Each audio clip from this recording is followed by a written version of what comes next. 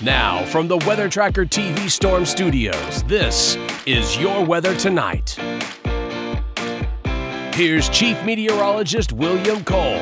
All right, well, good Friday evening, everybody. Here we go now, coasting right on into the weekend. But before we get to the weekend, I am tracking areas of rain, a little bit of thunder for any kind of Friday evening plans, Friday night plans. And, well, then as we go through tomorrow, Saturday, we're dry but cloudy. And again, kind of a chillier day. But as we get into Sunday, as we get into next week, the sunshine does return. And I think you're going to like the forecast as we head into next week as well. But first of all, this would be your Friday evening. You get some scattered showers around. And again, temperatures pretty steady through the 50s, so kind of a cooler evening. And again, the wind becoming a little bit breezier as well.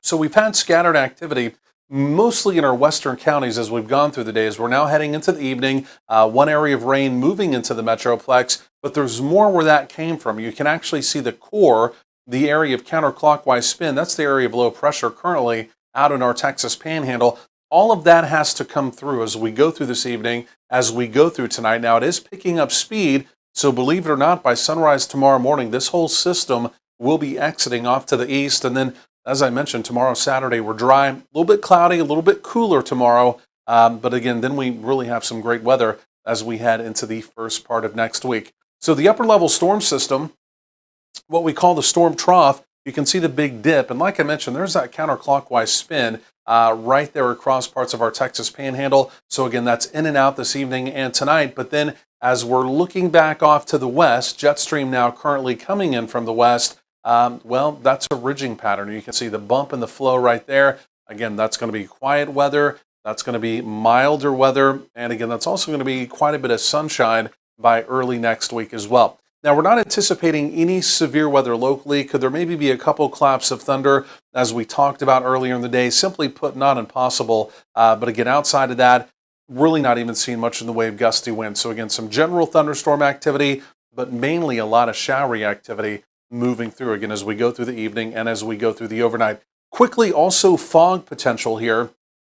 If it's not raining where you are, if you're involved in active rain, you're really not going to see much in the way of fog. But if it rains and then kind of lets up for maybe an hour or two, there could still be some fog around this evening. Some of it could be at least pretty patchy, so keep that in mind. And then as we get closer to sunrise tomorrow morning, we're basically done with the fog. We'll begin to go ahead and clear this out. But like I mentioned, it still remains relatively cloudy as we go through tomorrow, Saturday. So here's the modeling. This is what you want to see. Again, as we go through the rest of the evening, there's the activity around.